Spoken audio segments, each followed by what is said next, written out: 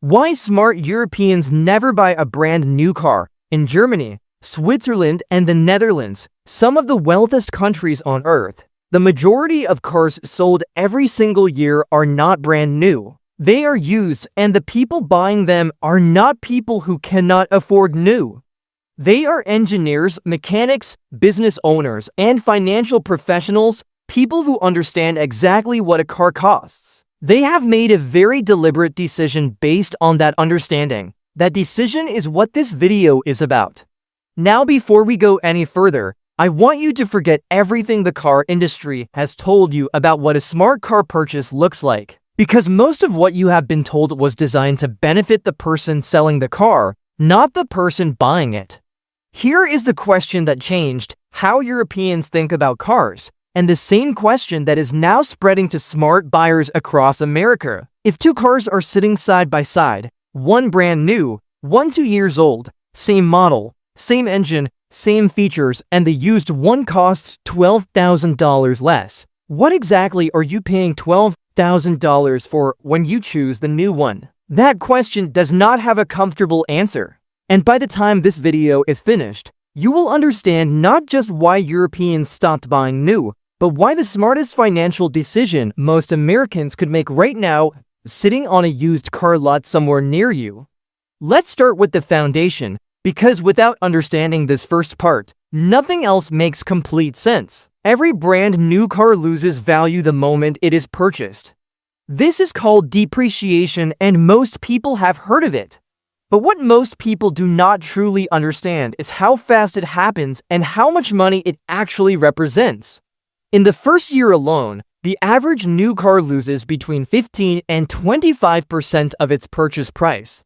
Not over 5 years, not over 3 years. In the first 12 months of ownership, so imagine you walk into a dealership today and buy a car for $40,000.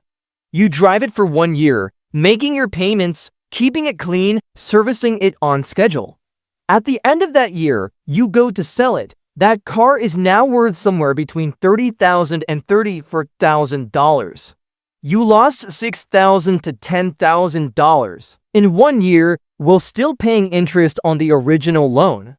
European buyers, especially in Germany, where automotive engineering is part of the national culture, started treating this reality seriously years ago. They realized something very simple. If a car loses that much value in year 1 and year 2, then the person who buys it in year 3 gets to skip the most expensive part of owning that vehicle entirely. They inherit a car that has already absorbed its biggest financial loss, and they pay a fraction of what the original beer paid. That is not a compromise, that is a strategy.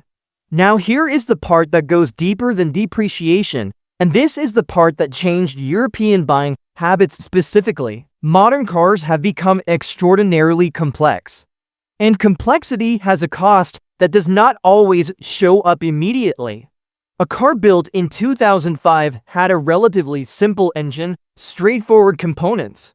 A mechanic with general knowledge and basic tools could diagnose and repair most problems without specialized equipment. A car built today is essentially a computer on wheels. Multiple electronic control units managing everything from fuel to braking. Turbocharged engines adding performance, but also adding heat, pressure, and additional components that wear over time. Sensors that require dealer-level diagnostic software just to identify what is wrong before a single repair even begins. None of this means modern cars are bad. Many of them are extraordinary machines. What it means is that when something goes wrong outside of the warranty period, and eventually something always goes wrong, the cost of that repair has increased significantly compared to older, simpler vehicles. Smart European buyers connected two facts together. First, new cars depreciate fastest in years 1 and 2. Second, the most expensive repairs typically happen after the warranty expires, usually around year 4 or 5, so they developed a specific window. By at 2 to 3 years old, past the depreciation cliff, still within or just outside warranty, with the majority of the vehicle's mechanical life still ahead, that window is where value lives. Here is how a smart European buyer actually thinks through a car purchase, And this is the part I want you to genuinely apply to your own situation. They do not ask what the monthly payment is. Monthly payments are how the industry keeps you focused on a small number. So you do not look at the large one, they ask one question. What will this car actually cost me over the next 5 years? Completely and honestly, purchase price, insurance, fuel, scheduled maintenance. Likely repairs based on the model's reliability history. And finally, what will I be able to sell it for at the end of those 5 years? When you run that full calculation on a brand new car versus a 2 to 3 year old equivalent, the used car wins almost every single time, not by a small margin, often by 10, 15, sometimes $20,000 over the ownership period. That difference is a family vacation every year. It is a college fund contribution.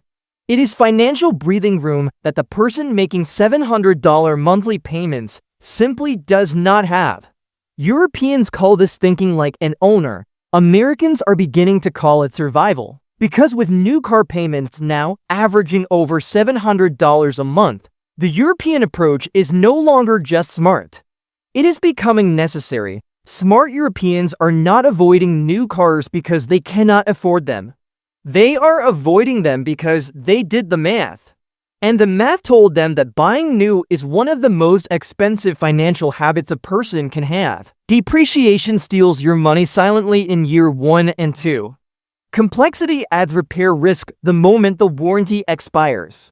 The full 5-year cost of ownership almost always favors the buyer who was patient enough to let someone else absorb the loss first. The car you need, reliable, well-maintained, is already out there, already depreciated, already waiting. The only question is whether you are going to keep paying for the new car smell or start thinking like an owner.